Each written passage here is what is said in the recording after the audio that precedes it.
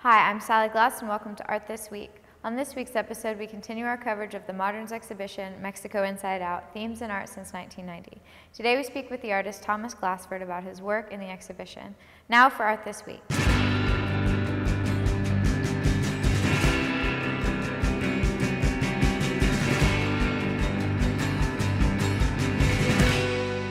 Hi, we're here with Thomas Glassford at the Fort Worth Modern to discuss his work in the new show Mexico Inside Out. Thanks for being here with us, Thomas. Thank you for inviting me. So first off, how were you approached about the show? When you were initially approached, was it to create a site-specific installation, or did that sort of evolve? It kind of evolved. We started speaking about what work Andrea Carnes and Allison were interested in having in the show, and there was, we kind of went back and forth between different things. One of the things that did come to be much more present was just the opportunity to do something within the environment of this museum, of the Modern, which has, some very noble kind of characters within the halls, and also just this architecture of Tadao and being given a larger space to be able to pull out and do a much larger installation with material that I have been kind of hoarding for the last 10 years. Oh wow! And speaking of the materials, can you elaborate a bit more on what we're seeing here behind us right now? Well, the majority of all this part that we're looking at of this installation are all used broomsticks. Is the primary material that I'm playing with here. And why use broomsticks? I'm fascinated with at certain points the use and the passage of time over very basic and almost banal objects in a certain way. So the idea of such a rudimentary tool, which has been around for millenniums and all over the world, of just this stick that gets thrushes or something wrapped to the end of it to be able to sweep or to mop or whatever is used, but as this extension of the hand, it becomes, really it's probably the first thing as a tool that was ever used even by the earliest humans or apes or whatever. It's just something that you can extend with, in this case to the ground. But what I'm really interested in is how the effect of these materials get worn, or have all this hand marks, have all this use, become very personalized. Oftentimes they have names, or they have locations, and they have things engraved or written on them. And I think that people are really possessive about these. There's such a simple tool as a stick that becomes an extension to tie something onto, to clean or to brush. That you find almost in every household, I think, in the world. I always am looking to see where that kind of strange corner is in a broom closet or in a garage or somewhere. But people always save these old sticks too. They always feel like, well, I might need them for something, or it's to whack the piñata for the birthday party, or whatever it is. But all of that becomes really interesting to me. But more than, again, they become almost like individual representations of a population and of a society in itself. Now, I know that those are library shelves that you've repurposed, is that correct? That's correct.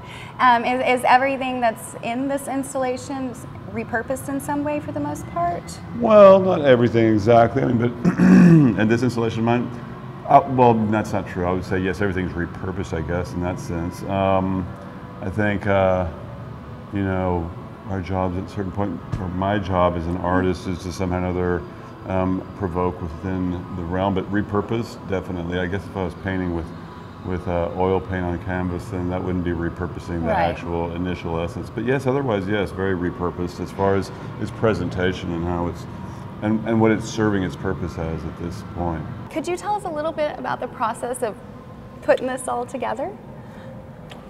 Well, again, I never thought I was using the word reprocess before that you mentioned, but true enough. But it is about changing the context of use of these. But these are all plates and bowls and cups, and basically it's melamine, which is kind of this natural element which is harvested and then mixed with formaldehyde, then heat formed into these cups.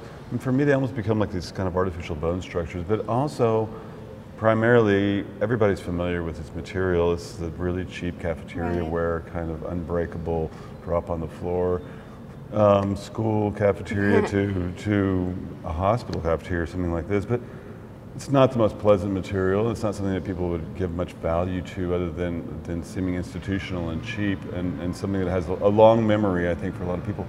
But again, that's in the same way as the broomsticks, that's another material which I'm always interested in playing with and looking for materials that are so, I wouldn't say undervalued, but just are so recognizable and cheap, and trying to recontextualize them in certain ways and pull them together into this much larger tableau of bowls and plates, and almost like a massive table setting. I think a lot of this work also comes from those same kind of lacquer. A lot of it came from lacquered bowls and offering plates that are very common in Asia, Southeast Asian Buddhist kind of culture and stuff, where they would have all these plates that they would stack up to make offerings of food, basically. And it's the same thing that monks do to this day, walking around with their bowl to be able to pick up food. And a lot of that work came from travels in that area and thinking about that in different ways. And also, again, just pushing ideas and materials to another context and rethinking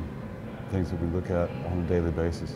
You're originally from Laredo and moved to Mexico City in 1990. Correct. You've shown with a lot of the artists that are in this show before. Could you talk a little bit about the relationships you have with the other artists? Gosh, I mean, what can you say? It's like part of the community and a society and a city in itself of Mexico City. A lot of us have grown up together and working, showing, sharing a tremendous amount of time together, especially in the early 90s with some of us, and then others are people that I'm just meeting actually now that are younger artists that I have not really had an opportunity to show with before, which is really nice. Yeah. So there's a big mix of, I mean, what can I tell you other than Mexico City does have 23 million people, and the art community was much smaller 20 years ago, much smaller, and it's grown enormously in the last 20 years as far as the evolution of contemporary art within Mexico City. Just more movement and more artists in themselves, although it's still quite small if you compare it to anything like, say, New York, if you say. Right. Well, excellent. Thank you so much for taking time to talk with us. No, well, thank you for having me. The installation looks wonderful, and we appreciate your time. Thank you very much.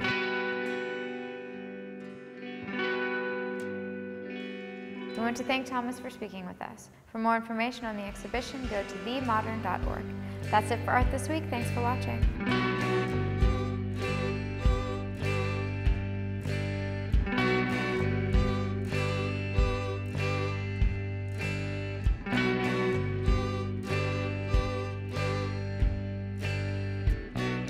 I still got your Polaroid.